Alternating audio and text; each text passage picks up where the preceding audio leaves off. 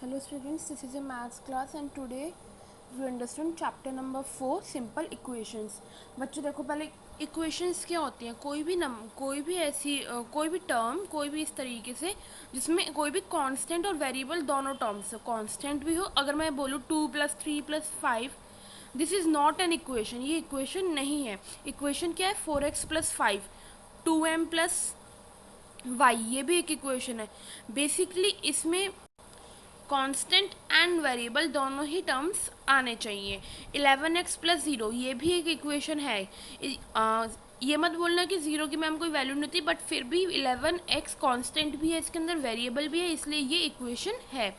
अब देखो इस तरीके से एक होता है 4x+5 इक्वल्स टू 9x+12, तो यहाँ पे इक्वल टू की ये वाली साइड लेफ्ट साइड कौन सी होती है? हमारी LHS, लेफ्ट हैंड साइड, और ये कौन सी होती है? हमारी RHS, राइट हैंड साइड। ठीक है, तो हम इस तरीके से देखते हैं, ये होता है हमारा LHS और ये होता है RHS। कोई भी इक्वेशन बनानी हो, कुछ भी हो। अब हम देखो इक्वेशन बनाते कैसे हैं। फॉर एग्जाम्पल आपके पास ऐसे लिखा है the sum of 3 times x and 11 is 40। आपको धीरे धीरे वर्ड बाय वर्ड पढ़ना है। 3 टाइम्स x, तो 3 टाइम्स x मतलब 3x, टाइम्स में हम क्या करते हैं? मल्टीप्लाई। 3 मल्टीप्लाई x क्या हो जाएगा? 3x। क्या हो जाएगा? 3x। सम दे रखा है आपको, क्या गिवन है? सम मतलब एडिशन। किसका? 3 टाइम्स x का एंड 11 का। किसका? 11 का। इज 40, क्या आंसर आ जाएगा? 40। तो 3 टाइम्स x, उसका सम किसके साथ? 11 के साथ, इज मतलब equals to 40। Next, 1/3 of m। 1/3 of m मतलब 1/3 ऑफ, मैंने आपको बोर्ड मार्क्स में बताया था क्या होता है? मल्टीप्लाई। क्या होता है? मल्टीप्लाई। तो 1/3 मल्टीप्लाई m क्या बन जाएगा? 1/3 m इज 3 मोर देन 7। देखो इसमें क्या लिखा है? Is 3 more than 7। यहाँ पे प्लस एडिशन ये नहीं लिखा कि आपको ऐड करना है। इसमें क्या लिखा है? इतना ज़्यादा है 7 से। इसका मतलब 7, 1/3m माइनस, अगर इस तरीके से कहीं पे भी लिखा हो more than 7, more than word इस तरीके से लिखा हो, तो जो यहाँ वाला होता है वो इधर आ जाएगा -7 इक्वल्स टू इज। देखो इज के इस साइड क्या आ रहा है? 3, जैसे यहाँ पे इज के इस साइड क्या आ रहा है? 40, ऐसे यहाँ पे इज के इस साइड क्या आ रहा है? 3। मोर देन है तो इसलिए हम यहाँ पे मोर देन है तो हम माइनस का साइन लगा देंगे। क्या लगा देंगे? माइनस का साइन, और यहाँ पर क्या आ जाएगा? 7। अब अगर मैं खुद से बनाऊँ एक, for example A number y is subtracted. आप, अच्छा एक बात और है, अगर यहाँ पर m x कुछ भी नहीं गिवन तो आप अपनी मर्जी से कुछ भी ले सकते हो। ठीक है, जैसे मैंने यहाँ पे y ले लिया। A number y is subtracted from 3 gives 4, तो क्या हो जाएगा? कोई भी एक नंबर y है, सब्ट्रैक्टेड फ्रॉम के बाद वाला नंबर हमेशा आगे आता है, तो 3 - y गिव्स 4। इस तरीके से आपको क्या बनानी है? इक्वेशन। अब अगर आपको सपोज करो आपको नंबर इक्वेशन गिवन है, आपको इसको किस में चेंज करना है? स्टेटमेंट में। अभी तक आपको ये गिवन था, आपने इक्वेशन बनाई, अब आपको ये गिवन है, आपको क्या बनानी है? स्टेटमेंट। आप देखो इसको बहुत इजीली बना सकते हो अगर आपने ये सब कुछ पढ़ा है तो। x - 5 equals to 9।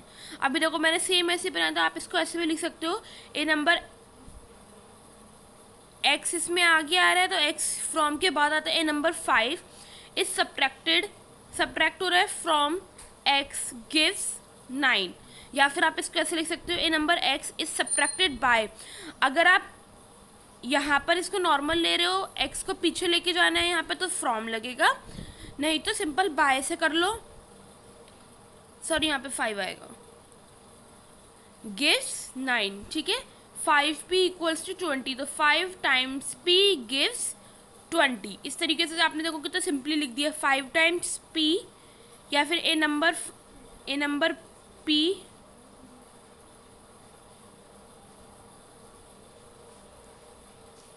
5 times A number p gives 20। आपकी मर्जी, आप इसको कैसे भी लिखो। ठीक है, इस तरीके से आपको स्टेटमेंट बनानी है। इसी तरीके से देखो आपको स्टेटमेंट बनानी है और क्या करना है? इक्वेशन में चेंज करना है। अंडरस्टैंड? अब देखिए, अब आते हैं हम 4.1 पे। देखो 4.1 में फर्स्ट क्वेश्चन क्या दे रखा है? आपको पूरी टेबल दे रखी है, इक्वेशन गिवन है, वैल्यू गिवन है। आपको बताना है कि ये जो वैल्यू है ये इसके अंदर अगर हम फिल करते हैं तो क्या इक्वेशन सेटिस्फाई है या फिर नहीं है। एंड सेकंड क्वेश्चन देखो, इसमें भी यही है कि हमें वैल्यू गिवन है, हमें इक्वेशन में डालना है। अगर इक्वेशन में आंसर हमारा ये आ जाता है, LHS वाला आ जाता है तो ठीक है, अगर नहीं आता तो फिर हम क्या करेंगे, हमारा इक्वेशन सेटिस्फाई नहीं है। तो फर्स्ट में देखिए आप कैसे करेंगे, फर्स्ट एंड सेकंड दोनों सेम, मैं आपको कुछ कुछ क्वेश्चंस करके दिखा रही हूँ। जैसे क्वेश्चन नंबर 1 जो टेबल वाला है उसका फर्स्ट पार्ट देखो, x + 3 = 0 और x की वैल्यू आपको 3 गिवन है। तो इसमें ये क्या बताया था मैंने, ये होता है LHS और ये होता है RHS। आपको LHS = RHS करना है, अगर आता है ठीक है, नहीं आता कोई बात नहीं। पहले मैं क्या लूँगी, LHS कितना है, x + 3, x की वैल्यू देखो, जहाँ जो x की वैल्यू गिवन है कितनी गिवन है आपको 3, तो x की जगह आप क्या लिख दोगे 3, तो 3 + 3 = 6। लेकिन RHS कितना गिवन है 0, तो दोनों इक्वल नहीं है, अनइक्वल है, तो हम क्या लिख दूंगी LHS unequal to RHS 6 unequal to 0। इस तरीके से बस आपको वैल्यू पुट करनी है। फोर्थ पार्ट है x - 7 = 1, x की वैल्यू 7 गिवन है, LHS x - 7 RHS 1, तो x की जगह क्या लिख दूंगी मैं 7, 7 - 7 0, तो 0 not equal to 1, LHS not equal to RHS। फिर इसका सेवन्थ पार्ट देखो, 5x = 25, x की वैल्यू 5 गिवन है, LHS कितना है 5x, तो x देखो यहाँ पे मल्टीप्लाई का साइन है, कौन सा साइन है, मल्टीप्लाई का। 5 मैंने आपको बताया था 5 टाइम्स में क्या होता है, मल्टीप्लाई करते हैं, तो 5 टाइम्स अगर x है तो 5x हो गया ना, तो 5 × 5 25, RHS भी 25 है, LHS भी 25 है, LHS = RHS। अब देखो यहाँ पे 10th पार्ट देखो, m/3 = 2, m की वैल्यू 0 गिवन है, ठीक है। अब यहाँ पे आप एक चीज़ देखिए, यहाँ पे डिवाइड हो रहा है, तो 0 / 3 0, RHS कितना गिवन है 2, नॉट इक्वल। आई थिंक सबको समझ में आ गया होगा। अब क्वेश्चन नंबर 2 है, इसका बी पार्ट देखो, बाकी पार्ट सबको खुद कर लेना, चाहे क्वेश्चन नंबर 1 हो या 2 हो। 7n + 5 = 19, n की वैल्यू कितनी गिवन है -2। इंटीजर्स सबने पढ़े हैं 6th में भी और अभी भी पढ़े हैं, ठीक है ना, सबको आते हैं इंटीजर्स। नहीं भी आते हैं मैं फिर भी बता देती हूँ। देखो माइनस माइनस क्या होता है plus, plus minus minus, minus plus minus, plus plus plus, मतलब बेसिकली अगर सेम साइन है तो हमारा प्लस होगा, अपोजिट साइन से डिफरेंट साइन है एक दूसरे से, तो हमारा क्या हो जाएगा माइनस। तो LHS कितना है 7n + 5, n की वैल्यू कितनी गिवन है -2, तो 7 × -2, n की जगह मैंने क्या लिख दिया -2 + 5, 7 × -2 कितना हो जाएगा -14, ठीक है ना, -14 + 5, माइनस प्लस क्या होता है माइनस, और बड़े नंबर के आगे जो साइन लगाते हैं वही लगाते हैं। बड़ा नंबर कौन सा है 14, 14 के आगे कौन सा साइन है माइनस, तो -9। अब देखो यहाँ पे क्या है 19, RHS कितना है हमारा 19 और LHS कितना आया -9, तो ये दोनों इक्वल है नहीं है, तो LHS not equal to RHS। 4p - 3 = 13, same LHS लेंगे 4p - 3, p की वैल्यू -4 गिवन है, 4 p की जगह क्या लिख दूंगी -4 - 3, 4 मल्टीप्लाई, देखो पहले हम क्या करते हैं हमेशा मल्टीप्लाई, 4 × -4 -16 आ गया, ये आ गया -3, तो -16 -3 माइनस माइनस क्या हो जाएगा प्लस, तो 16 + 3 19 आ गया, और बीच में साइन कौन सा आएगा जो बड़े नंबर का आ गया, बड़े नंबर के आगे कौन सा है माइनस का। अच्छा आपको एक चीज़ याद रखनी है, जब भी हम ऐसे करेंगे प्लस करेंगे, आप इसको ऐसे मत लिख देना, ये चीज़ गलत है, आपको चेंज कुछ नहीं करना, बस एडिशन करना है, लिखना आपको ऐसे ही है, तो इस चीज़ का आप ध्यान रखना। उसके बाद आता है हमारा क्वेश्चन नंबर 3, एक पार्ट करके दिखा दूंगी, बाकी आपको खुद करना है। Solve the following equations by trial and error. Trial and error में क्या होता है, आपको एक एक वैल्यू लेनी है और उसके अंदर पुट करके देखनी है। अभी तक आपको वैल्यू गिवन थी, ठीक है, आपको सेटिस्फाई करना था कि चेक करना था, बट अभी आपको क्या करना है वैल्यू निकालनी। कैसे निकालोगे, 5p + 2 = 17, एक बार क्या करोगे लेट कर लोगे, लेट p = 1, 1 ले लो 0 ले लो कुछ भी ले लो, आपने एक बार p = 1 लिया, तो LHS के अंदर पुट करोगे, कहाँ करोगे LHS के अंदर, 5p + 2 कितना हो जाएगा 5 × 1 + 2, 5 + 2 7, अब यहाँ तो 17 है, यहाँ पे 7 है, तो ये p is not the value. फिर आप क्या करोगे लेट p = अब क्या लोगे आप 2, तो 5p + 2, 5p प्लस 2 कितना हो जाएगा 5, 2 की p की जगह 2 प्लस 2, 5 2 जो 10, 10 प्लस 2 12। तो ये भी नॉट इक्वल टू, अब मैं क्या लूँगी लेट p इक्वल्स टू, अब यहाँ पे मैं लेट कर लूँगी p इक्वल्स टू 3। 1 करा 2 करा, आपको बेटा ये शो करना है नोटबुक में कि एक बार p 1 लिया है एक बार 2 लिया है। फिर अब आप क्या लोगे लेट p इक्वल्स टू 3। तो LHS में मैंने p पुट करा, 5 3 जो 15, 15 प्लस 2 17। अब देखो यहाँ पे 17 आ गया, LHS equals to RHS। So here P equals to 3।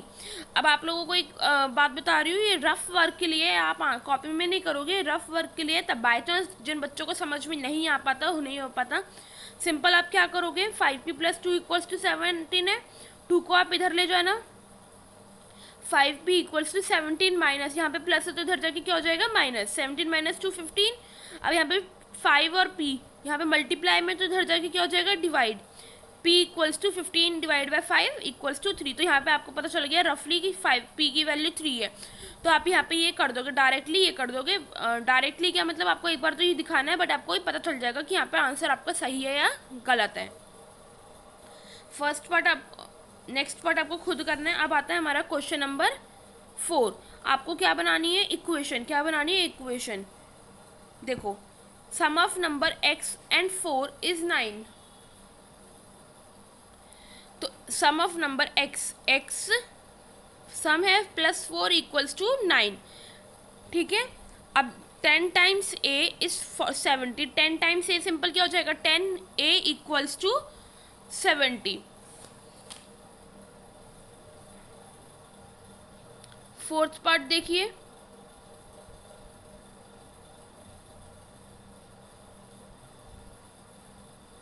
The number b divide by 5 gives 6। तो b divide by 5 gives 6। 3 by 4th of 10 is 15। 3 by 4 of t is 15। तो 3 by 4t equals to 15। अब देखिए 1 by 4th of a number x, 1 by 4th of a number x क्या हो जाएगा 1 by 4 x subtracted by 4 minus 4 है तो -4 कर दिया इक्वल्स टू 4। नेक्स्ट देखो 9th part, if you add 3 to 1/3 of z। अगर मैं 3 ऐड करूंगी 1/3 ऑफ z में क्या आंसर आ जाएगा 30। क्या आंसर। नेक्स्ट क्या होती है स्टेटमेंट। अब आपको क्या बनानी है स्टेटमेंट। यहाँ पे आपने इक्वेशन बना दी, simple is for example p plus 4 equals to 15। तो आप क्या लिखोगे, a number p is added to 4 gives 15।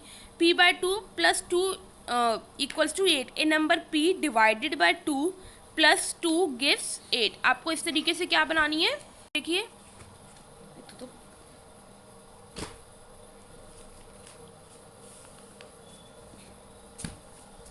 अब देखो यहाँ पे क्या बनानी है आपको, स्टेटमेंट बनानी है सिंपल।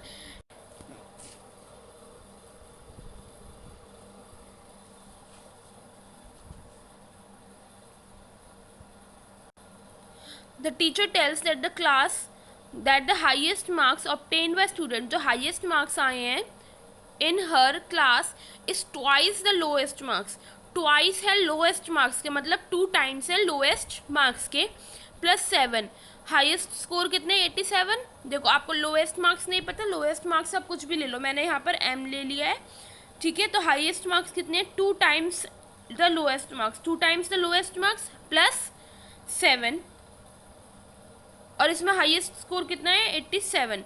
तो क्या हो जाएगा 2m प्लस 7 इक्वल्स टू 87। ये हो जाएगा आपका हाईएस्ट स्कोर।